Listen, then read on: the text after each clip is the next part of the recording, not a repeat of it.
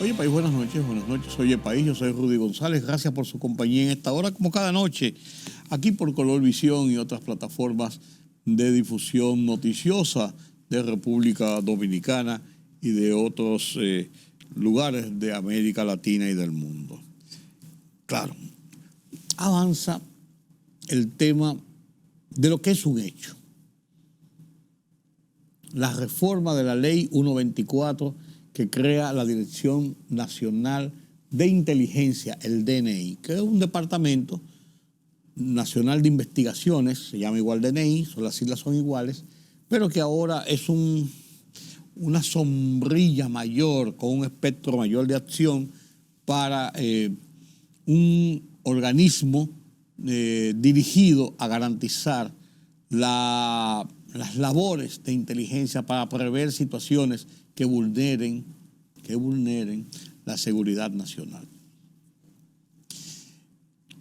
Que sí, que hay unas declaraciones del consultor jurídico diciendo que no, que él no había dicho, que en esta semana, o que lo otro, que sí, porque se va avanzando.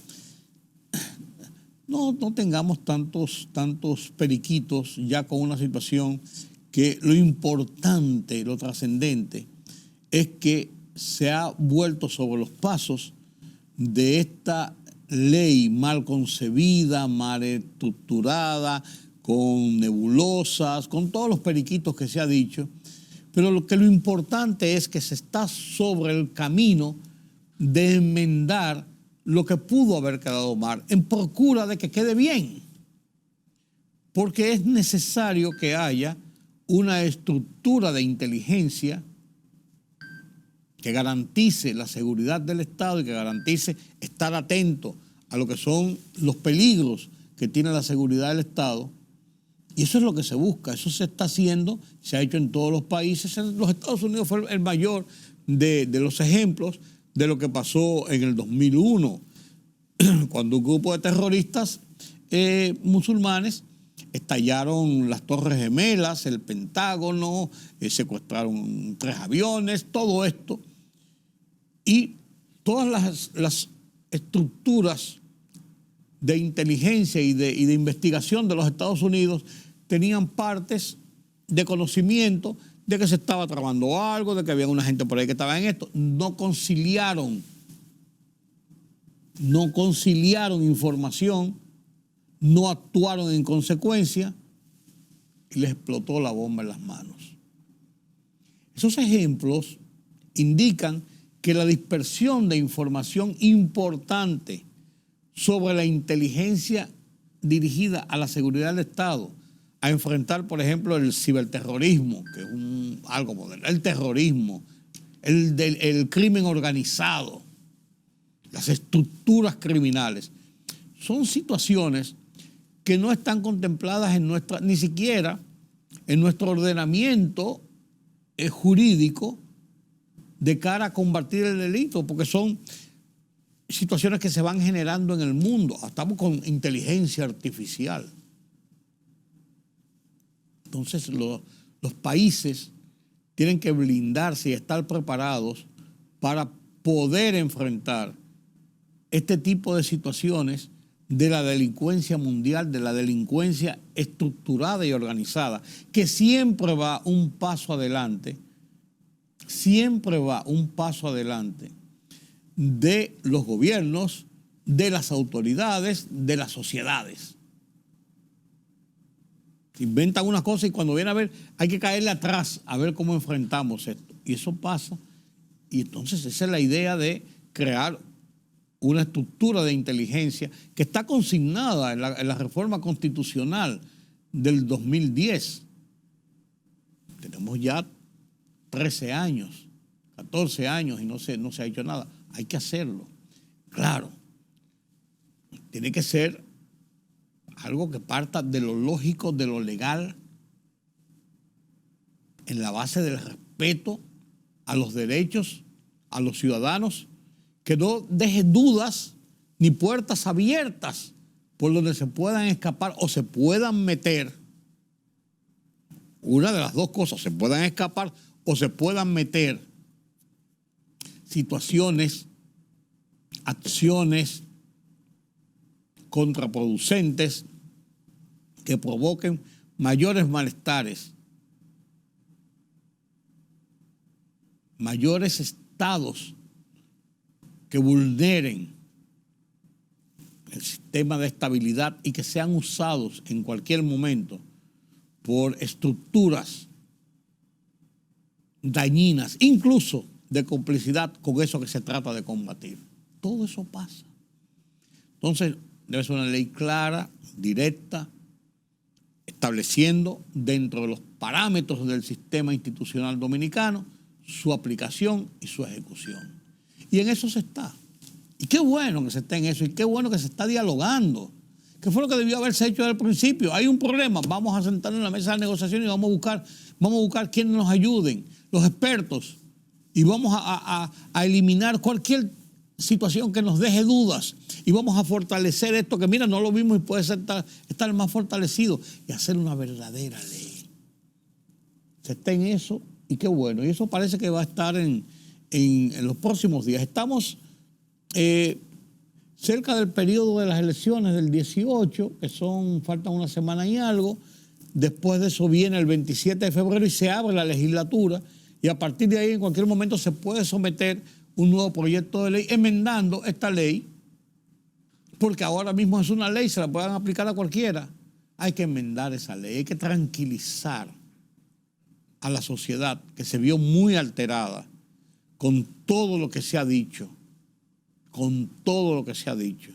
sobre esta ley, que muchas veces cuando estamos en un proceso electoral se toma como objetivo para críticas, para elucubrar, para el morbo, para establecer y acusar, pero muchas veces se descubren periquitos que después nos lamentamos si se dejan y se aplican. Porque alguien decía, no, eso no se va a aplicar. No, mientras esté ahí es una espada de Damocles sobre la cabeza de la sociedad, de cualquiera de los miembros de la sociedad. Qué bueno, vuelvo y digo, y repito, que se está en el proceso de reformular esta ley, que es un mandato constitucional de la creación de la Dirección Nacional de Inteligencia de República Dominicana. Lo de Haití es explosivo. ¿A dónde vamos a llegar con Haití? Uno no tiene la menor idea.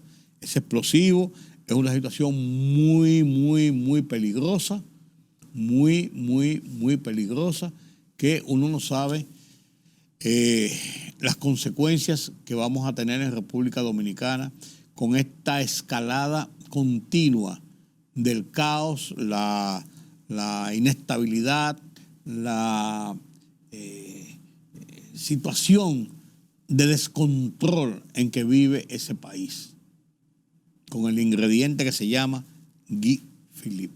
Así como ustedes lo oyen, Guy Philippe. Ya tenemos soberanos, gentes nominadas. Parece que se ha hecho una buena elección de las nominaciones, porque he oído y he visto en la prensa mucha gente interesada en indicar que las nominaciones se ajustan dentro de lo esperado, que es la normalidad. Y usted me dirá que viene a hablarse de un tema como medio baladí. No. Los soberanos son parte de la estructura de la diversión del país, y lo que es igual el béisbol y la participación de República Dominicana en esta Serie del Caribe en Miami. O sea, la vida no se compone solamente de la discusión política, del temor de la violencia, del problema de las alzas de precio o de los apagones, o sea, de los problemas cotidianos sociales que vive la sociedad, que vive el país. No, tenemos otras cosas y muchas cosas que nos compensan, y esas son cosas interesantes y son cosas importantes. Seguimos hacia adelante. Esta semana, en mi columna de Hoy País, hablé sobre el tema de Bukele, el significado del ensoberbimiento, de la satisfacción que irradia este señor Nayib Bukele, porque ha barrido en las elecciones totalmente con un 85%, ha desbancado a todos los demás, las demás estructuras políticas y de oposición a él, llevándose 58 de 60 escaños del Congreso y dejando a El Salvador a la libertad y a la decisión de un gobernante, de un hombre que está sobreposeído del poder. Un poder que el pueblo se lo ha dado, porque ha llevado a cabo una cruzada que al pueblo le satisface, con sus virtudes y defectos, al pueblo le satisface, pero no está dejando Nayib Bukele ni alguno de esos estamentos lo que se llama el contrapeso, el equilibrio en el ejercicio de la democracia. Las posiciones de una dinámica oposición dentro de un estado de gobierno que lo que hace es más bien a ese gobierno, porque es capaz de señalarle situaciones contrarias o mal hechas que le ayuden a enmendar y que le ayuden a hacer una sociedad más participativa. Tomar todo el poder y hacer lo que le da la gana es sumamente peligroso. Y los ejemplos están.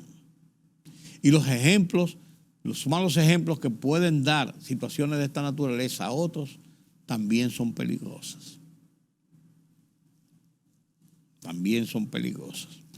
La dictadura de las mayorías, así titulo mi columna de esta semana en el Listín Diario, que se llama igual que este programa, Oye País. La comparto con ustedes a continuación.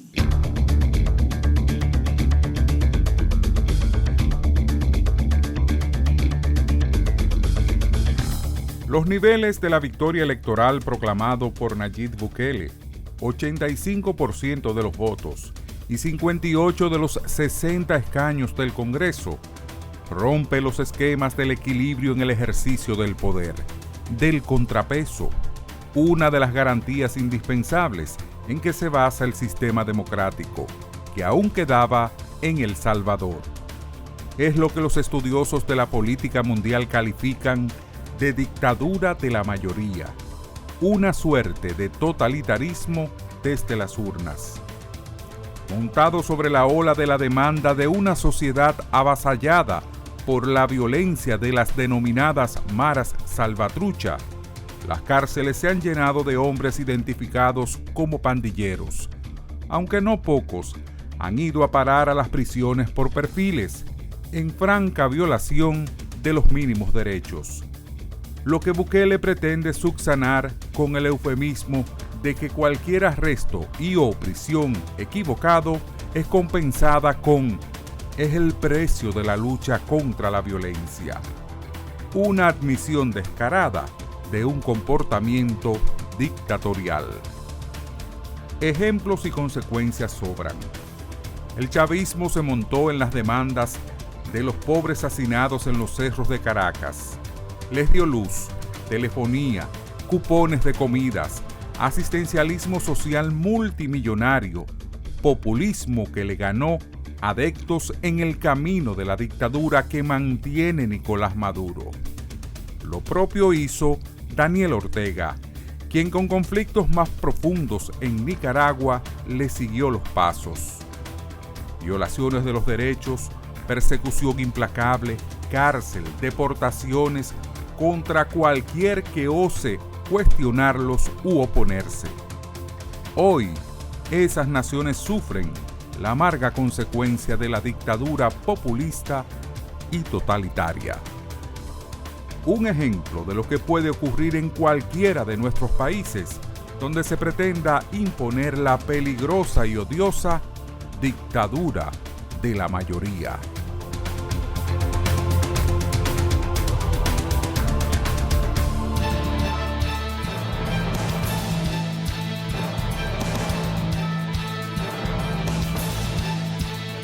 Ante la situación tensa que vive Haití por grupos armados que exigen la dimisión del primer ministro Ariel Henry, el Consejo de Seguridad y Defensa Nacional permanece en sesión permanente y se mantiene en alerta todas las unidades especializadas de las Fuerzas Armadas desplegadas en la frontera.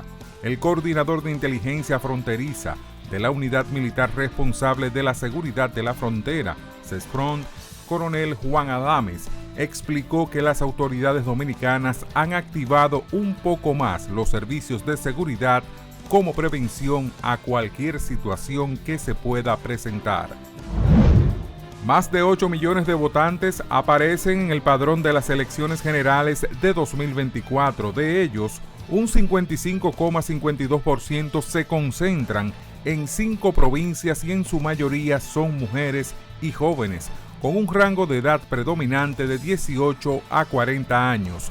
Según un estudio publicado por el Observatorio Político Dominicano, adscrito a la Fundación Global Democracia y Desarrollo, las 5 provincias que concentran el 55,52% del censo electoral son la provincia Santo Domingo, el Distrito Nacional, Santiago, San Cristóbal y La Vega.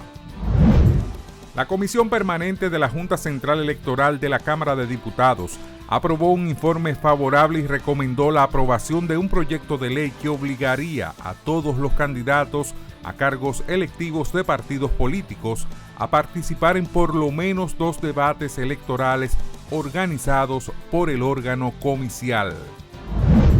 Con el propósito de reducir el número de mortalidad por carreras clandestinas en motocicletas y la música a alto volumen en zonas residenciales, así como también ofrecer espacios de entretenimiento y libre de violencia, el Ministerio de la Juventud continúa diseñando políticas públicas a favor de la juventud y ahora, en conjunto con la Policía Nacional, lanzará el programa Teteo Seguro, a través del cual los jóvenes puedan recrearse priorizando entornos seguros y agradables para la comunidad, promoviendo el bienestar y la convivencia pacífica en los espacios públicos.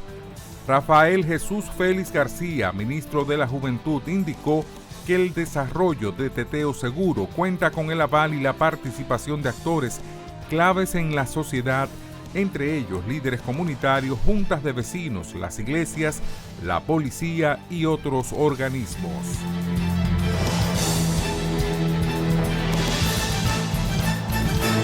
La libertad solo reside en los estados en los que el pueblo tiene el poder absoluto. Por el respeto a los valores democráticos y la dignidad del pueblo dominicano, El Rumbo de la Tarde, plural, objetivo, comprometido siempre con la verdad. Con Georgie Rodríguez, Rudy González y Ramón Colombo.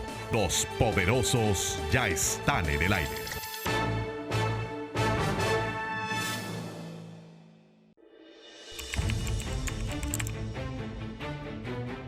Periodismo de investigación, columnas, opinión, análisis, reportajes de fondo. Hora por hora, una completa plataforma multimedia. Periodismo con valor. Noticias horaporhora.com.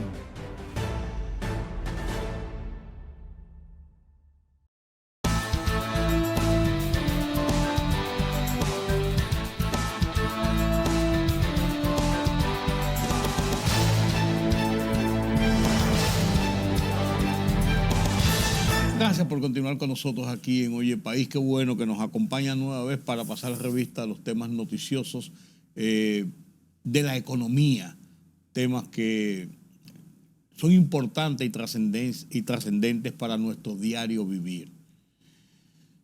Ya se hizo efectivo comenzando el mes. El mes de enero es un mes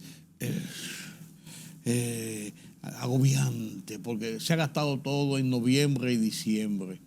Y en enero vienen las deudas, pero comenzó febrero con una moñita en el salario. ¿No es así, don Carlos? Buenas noches. Buenas noches, don Rudy. Así es. En la última resolución que emitió el Comité Nacional de Salario, 0123, reajustaba los salarios, pero se hizo en 2 etapas. Ok. Algo que nosotros habíamos sugerido y que se ha hecho en otras ocasiones, ¿no? Se aumentó un 19%, usted recordará, y entró en vigencia en abril un 15 y la otra parte Un 4. ahora en febrero. Yo creo que es inteligente esa manera, digamos, de hacer los reajustes, porque automáticamente ya se convierte en un reajuste anual. Y en este caso, la importancia que cobra es que el reajuste complementario compensa la inflación.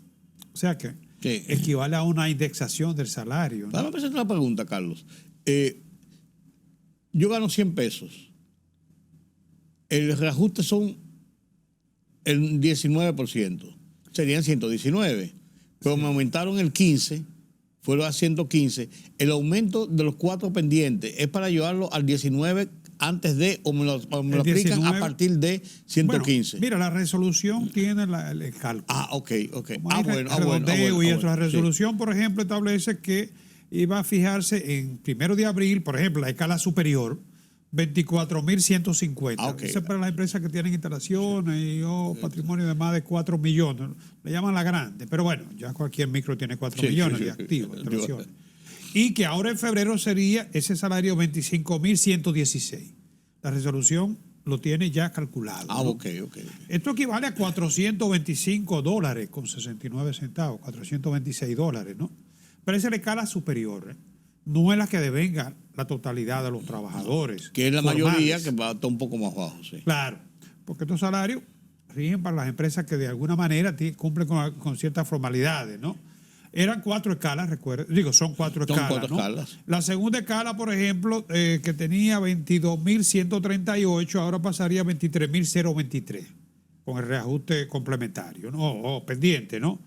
Y la empresa pequeña de 14.835 pasaría a 15.428, que son $261 con 49 centavos. Y la micro, todavía la pequeña de la pequeña, ¿no? Esa pasaría a 14.232, que son 241,22. Ese sería el salario mínimo, el menor de los salarios mínimos, digamos. Establecemos un promedio, andaríamos como por 16. Queda por encima de los $300. Sí, como 16 por ahí más o menos. Sí, es un promedio ponderado, pero queda por encima de los $300, el salario mínimo promedio. Promedio. ¿No? Es interesante. Sí, sobre todo, como te digo, cuando los reajustes compensan por lo menos la inflación acumulada. Y en este caso, ya con este 4, bueno, equivale a lo que se hacía antes. Tú recuerdas que antes se hacía una indexación. Sí. Se hacía con el impuesto, ¿no? Este salario no está afectado por el impuesto. De todo modo, hay otro dato para las empresas, aunque este es el salario nominal, mensual, ¿no? Pero para las empresas, recuérdate que esto tiene unos complementos.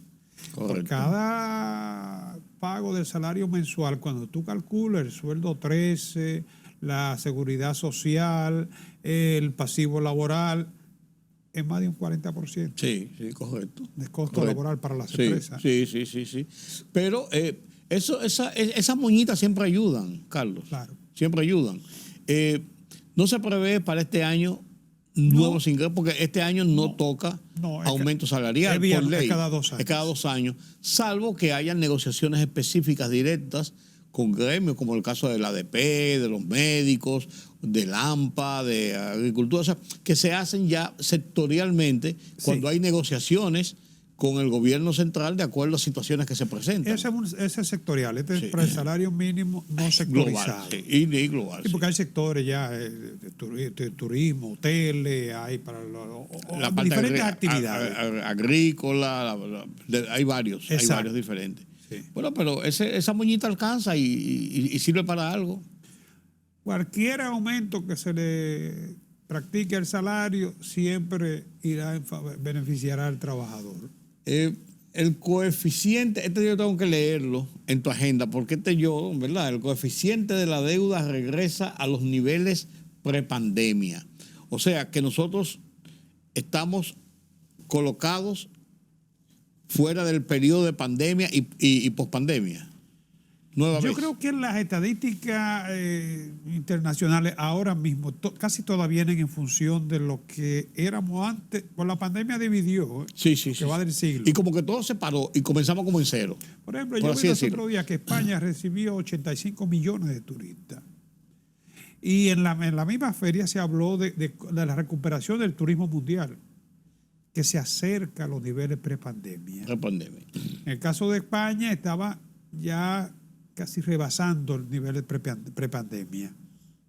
Porque es que todo eso desplomó con la pandemia. Llegó a cero todo. Todavía la industria aérea, el sector aéreo, todavía las líneas aéreas no todas han recuperado los niveles de prepandemia. No. Porque no solamente fue la manera como impactó la pandemia, es que también la gente tuvo que hacer, digamos que reasignación en lo que son sus ingresos Sí. y establecer prioridades. No, y por ejemplo, empresas mundiales como las líneas aéreas sufrieron más que muchas empresas locales porque no pudieron despedir a los trabajadores. Claro. Tuvieron que poner un cese en un punto determinado porque tenían que seguir pagándola, estando cerradas o disminuyendo mucho sus operaciones. O sea, Exacto. acumularon un déficit. Exacto.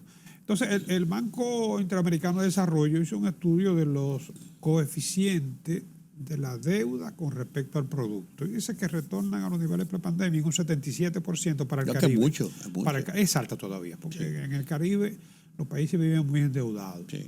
Entonces, ese 77% que retorna en el momento de la pandemia, la media de los países del Caribe llegó a 99%, prácticamente equivalente al PBI.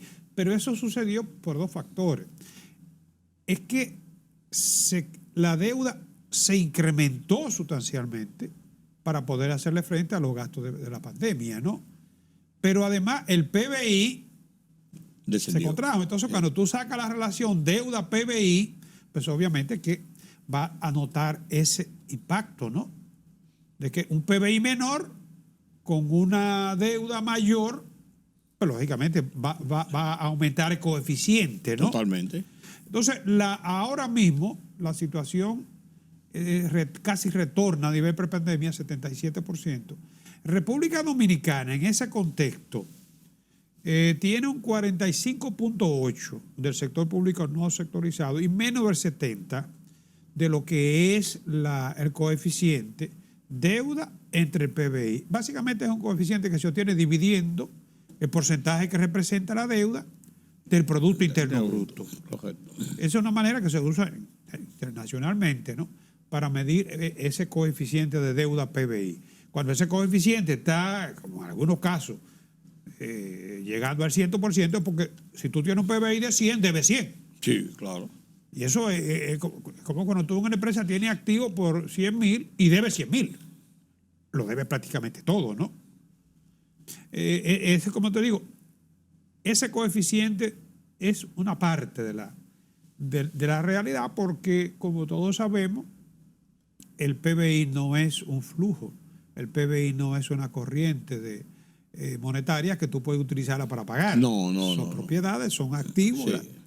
Sí. Pero como quiera, es un buen signo el hecho de que tengamos una deuda por debajo del coeficiente de deuda PBI. República Dominicana en los últimos tiempos ha ido reduciendo ese coeficiente porque, si bien es cierto que la deuda se ha incrementado, pero el Producto Interno Bruto ha crecido. Ha crecido también. Claro. Más rápido. Claro. La deuda. Aquí influyen muchos factores, además del crecimiento de la economía, también el tipo de cambio, la inflación. O sea, son muchos los factores que inciden en la determinación de este coeficiente. En el tipo de cambio, tú que lo mencionas ahora, veíamos una escalada alcista, suave, un deslizamiento hacia el alza, como que frenó y como que se ha acomodado un poquito por debajo de los niveles que llegó hace un par de semanas. Sí, sobrepasó los 59 por 1. Claro. Y bueno, en esta coyuntura casi siempre se produce ese tipo de tendencia alcista, ¿no? pero como que se ha mantenido unos puntitos por debajo de 59, ¿no? Sí, sí. Redondeo, 59 por uno. Claro. Pero que uno veía como que se iba deslizando y pensamos, semana por semana vamos a tener aumentos suaves, pero aumentos. No, eso se deslizó, se paró. Fueron 100 puntos y bajó. en un mes, entre diciembre y enero. Claro. Fueron 100 puntos, o sea, pasó de 58 a 59. Así mismo es. Pero ahora como que se ha mantenido ahí. Y un dato muy interesante es que la brecha entre la compra y la venta también se está estrechando. Cuando pasa eso es porque el mercado está estable y Exacto. no hay escasez, no hay especulación, no hay demanda por encima de lo que se puede suplir. O expectativa alcista. O expectativas. Cuando las expectativas son a la baja, no hay razón para que sea muy grande. No, porque la gente cuando hay posibilidades de alza, provoca más rápido el alza porque la gente comienza a acaparar, a guardar para tener reservas. Sí, las fluctuaciones como quiera pueden acarrear pérdida, ¿no? Si es a la baja y tú compraste caro, te vas a producir la pérdida. Claro. Si es al alza, ni hablar. Ni hablar. Eso es correcto. Carlos, la otra cara de la deuda pública, ¿y cuál es? Sí, mira. Porque la deuda pública es deuda. Hablamos de la relación deuda-PBI. Sí. Pero como te decía, el PBI no es un flujo. El PBI es una variable de stock, digamos, ¿no? Son activos, son posesiones, son propiedades, ¿no? Sí. Pero cuando tú mides el impacto de la deuda sobre la finanza pública, que siempre lo hemos comentado aquí, ya eso sí que debe llamarnos poderosamente la atención. La deuda se ha ido incrementando. La deuda nuestra no se ha mantenido estática, ¿no? Se ha incrementado. Y prueba de ello es que en el 2024 representaba un 25%.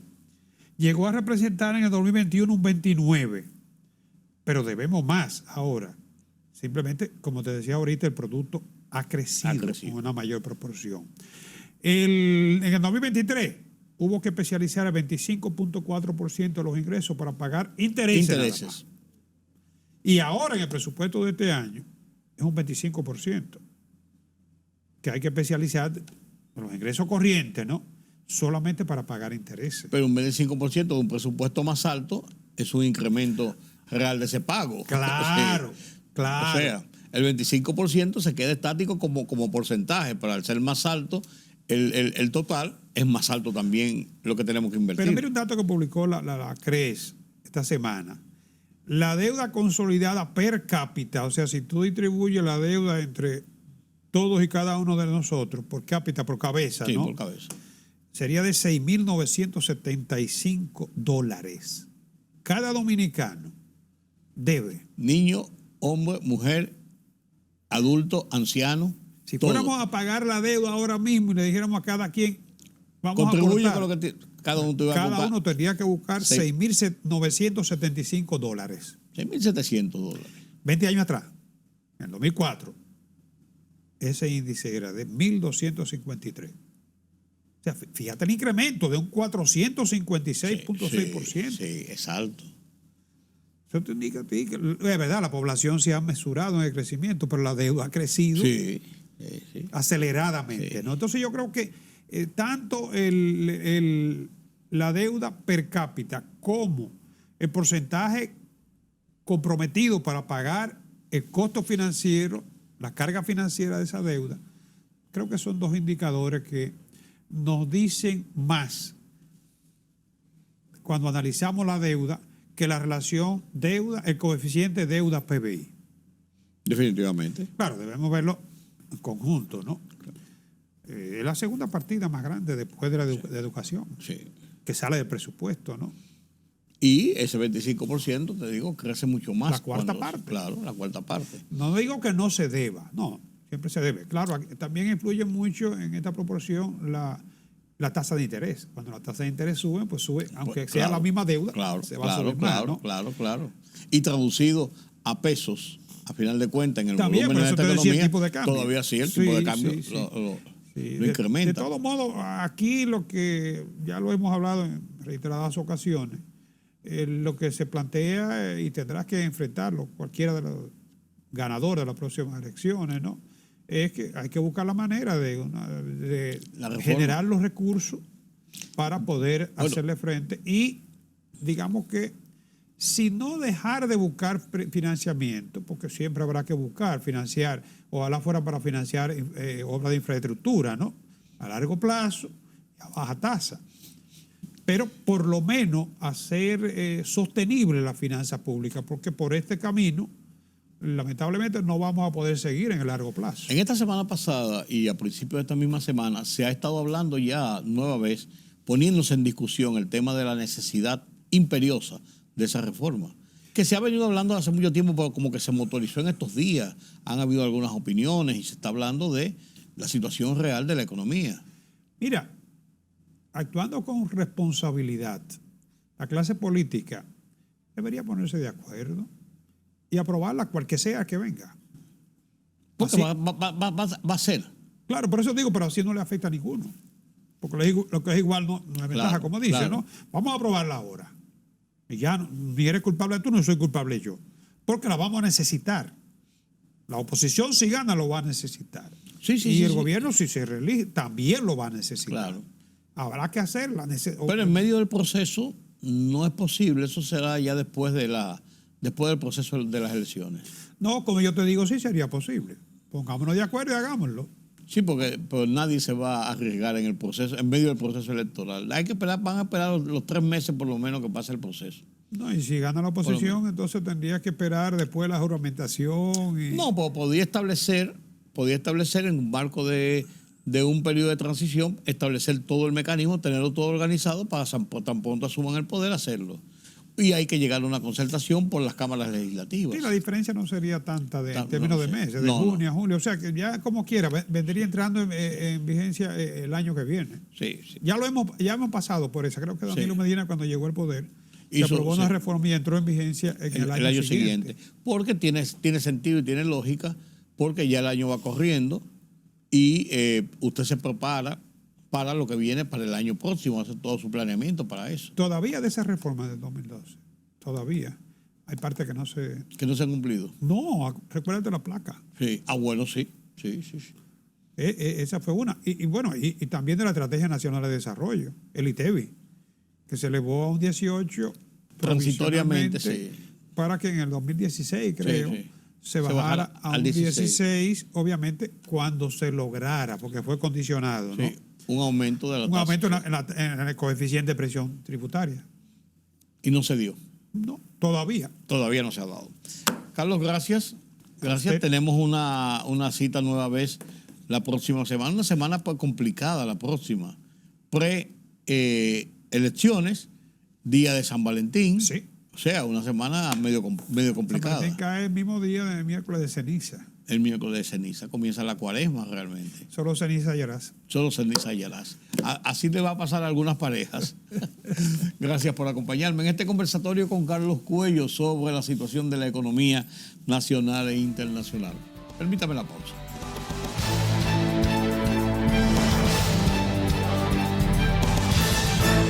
La libertad solo reside en los estados en los que el pueblo tiene el poder absoluto. Por el respeto a los valores democráticos y la dignidad del pueblo dominicano, el rumbo de la tarde, plural, objetivo, comprometido siempre con la verdad. Con Georgie Rodríguez, Rudy González y Ramón Colombo.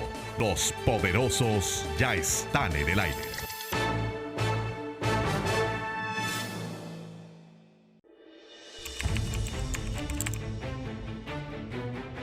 Periodismo de investigación, columnas, opinión, análisis, reportajes de fondo. Hora por hora, una completa plataforma multimedia. Periodismo con valor. Noticias horaporhora.com.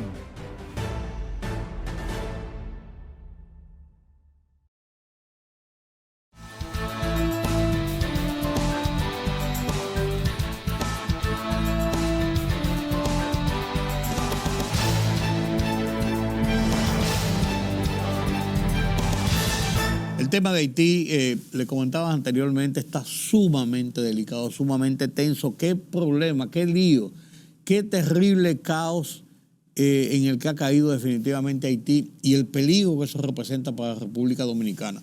Las diferentes plataformas de comunicación de América Latina, Voz de los Estados Unidos de América, la VOA, Deutsche Welle, tienen varios reportajes importantes de lo que está pasando en este momento en Haití y hacia dónde puede derivar esta situación de violencia, de caos y de inestabilidad cada vez mayor. Comparto con ustedes estos reportajes.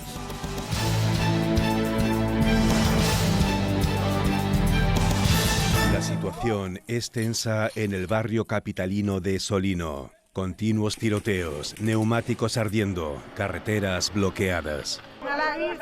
Estoy en la calle por culpa de las bandas armadas. Me quitaron mi casa. Luego me refugié en otro barrio, pero también lo atacaron. Ahora estoy en la calle, no sé a dónde ir. Para protegerse, los residentes han levantado barricadas por toda la capital y sus alrededores. Puerto Príncipe se ha convertido desde el domingo en escenario de mortales ataques de bandas criminales. Pedimos a toda la capital que se levante. Todo el país debe levantarse para que el primer ministro Ariel Henry responda. Ya no podemos soportar la inseguridad de las bandas. Nada funciona, ni siquiera las instituciones democráticas. Queremos elecciones libres de la influencia de las pandillas. Incluso el jefe de Estado tiene relación con las bandas.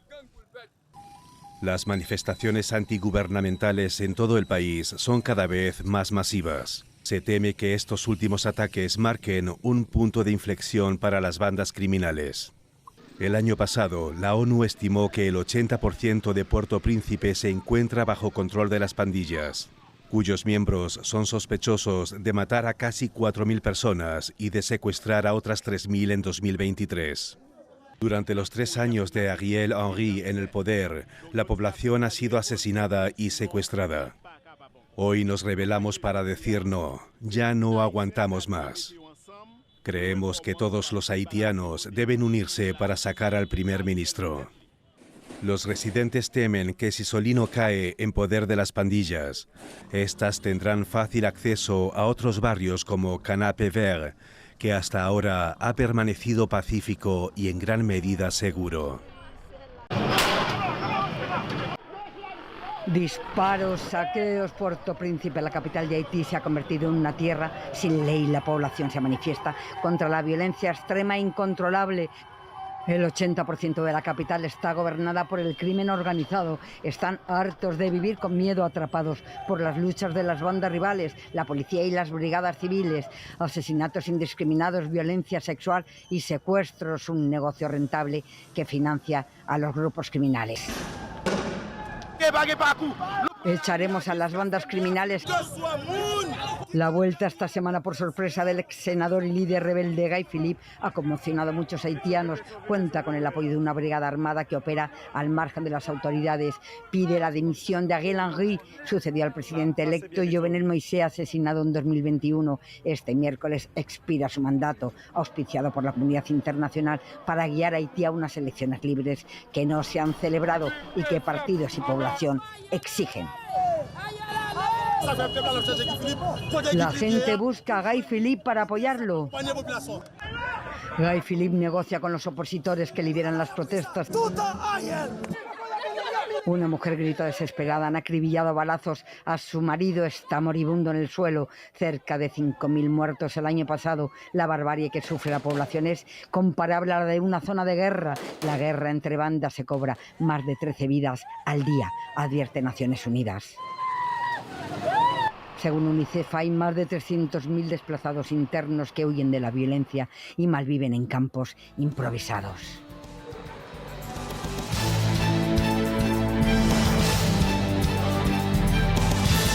El tema de Haití, lógicamente, domina el escenario internacional, igual que el tema de lo ocurrido con el presidente Sebastián Piñera. Con estos y otros temas, Pedro Vargas nos presenta las internacionales desde la redacción central de Oye País.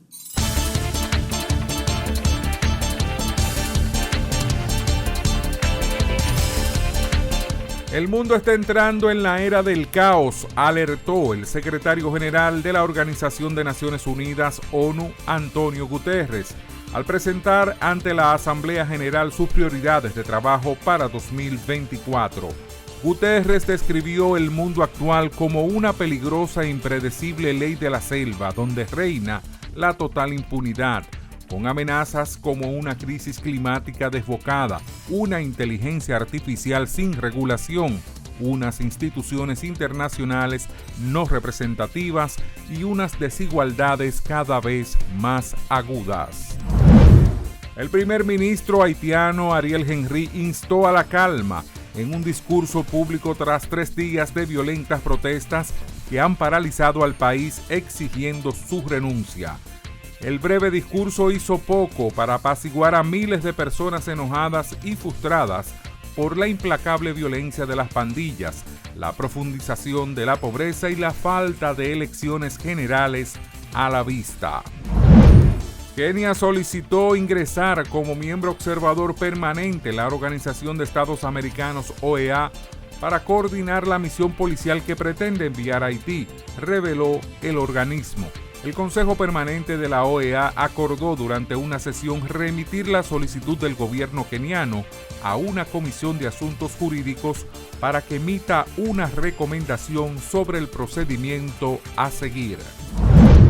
Un juez de la Suprema Corte de Brasil ordenó al expresidente Jair Bolsonaro entregar su pasaporte en un plazo de 24 horas en el marco de la operación policial realizada contra militares y aliados políticos del líder ultraderechista por intento de golpe de Estado, informaron medios locales.